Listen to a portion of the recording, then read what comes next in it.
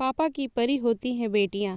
पत्नी अपने पति से कहती है, पत्नी पता नहीं क्या हो गया है हमारी पायल को, कल रात को खाना भी नहीं खाया और रो भी रही थी। अभी सुबह जगाने गई तो फिर से रो रही थी। वही पूछी तो बस इतना कही कि प्लीज़ माँ मुझे अकेला छोड़ दो। मुझे लगता है कि शायद उसे किसी ने प्यार में धोखा दिया है। डर लगता है कहीं वह खुद को नुकसान न पहुँचाए।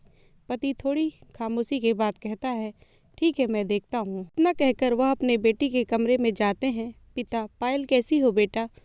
प्लीज़ पापा मुझे कुछ दिनों के लिए अकेला छोड़ दीजिए। पिता, ठीक है बेटा मगर एक शर्त है। बेटी, बोलिए।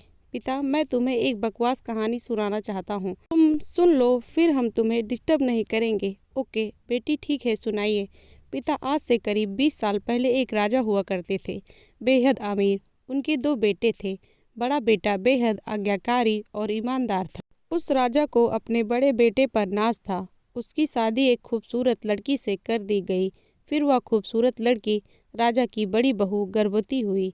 घर से खुशियां ही खुशियां छा गई, मगर राजा की जिद थी कि बेटा ही हो। फिर राजा ने अपने बहू के गर्भ का चेकअप कराया तो पता चला कि गर्भ में लड़की है। राजा ने बेटे को हुक्म दिया कि लड़की को गिरा दिया जाए। आखिर बड़ा बेटा आज्ञाकारी था, ना तो करेगा ही नहीं। मगर पता नहीं उस पागल बेवकूफ़ को क्या सूझा कि 2 दिन बाद अपना राजपाट, धन दौलत, शानो शौकत सब कुछ छोड़ के अपनी गर्भवती पत्नी को लेकर महल से गायब हो गया।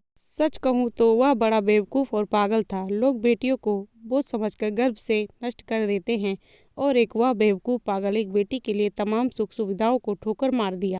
वह बाप की बात मानता तो आज उसकी जगह राजा होता। न जाने वह बेटी के लिए पागल बाप न जाने किस हालत में होगा। तभी पायल की माँ वहाँ आकर कहती है कि वह बेटी के लिए पागल शख्स और कोई नहीं, यह तेरे पिताजी हैं जो तुझे अपनी सच्ची कहानी सुना रहे हैं। तू कहती थी ना कि मम्मी नाना नानी को तो मैंने देख लिया, काश पापा अनाथ न होते तो दादा दादी का चेहरा भी देख लेती। तेरे पापा अनाथ नहीं हैं। तू बड़ी होकर जिद न करे दादा दादी से मिलने की, इसलिए तुझे सच छुपाया गया। तेरे पिताजी ने तेरे पैदा होने के बाद एक कसम ली कि तेरे अलावा दूसरा संतान फिर कभी नहीं बनाएंगे। अखबार से इश्तहार देकर तेरे दादा दादी ने बेटी को लेकर ही वापस आने को कहा।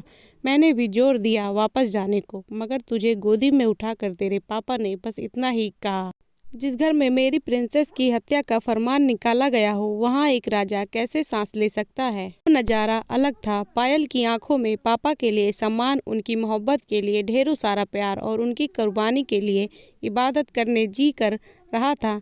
आंसू थमने का नाम नहीं ले रहे थे, मगर सब कुछ अब सिर्फ पापा के लिए था।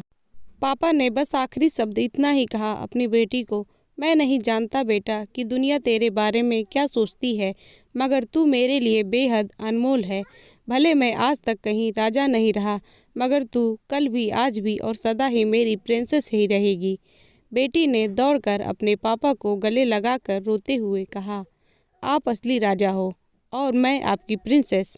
पलकें गीली थी, मगर वह एक नई सुबह की शुरुआत थी जहाँ प्रिंसेस फिर से अपने सियासत में लौट आई थी।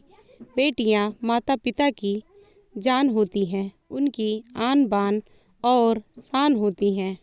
तो दोस्तों ये थी हमारी आज की कहानी। इस कहानी ने आपकी आंखें भिगोई कि नहीं, आपके दिल को छुआ या नहीं, हमें कमेंट करके ज़रूर बताइए। वीडियो अच्छी लगी हो तो लाइक शेयर और चैनल को सब्सक्राइब ज़रूर कीजिए। मिलते हैं नई कहानी के साथ। इस वीडियो को देखने के लिए आपका बहुत बहुत धन्यवाद। जय हिंद, जय भारत।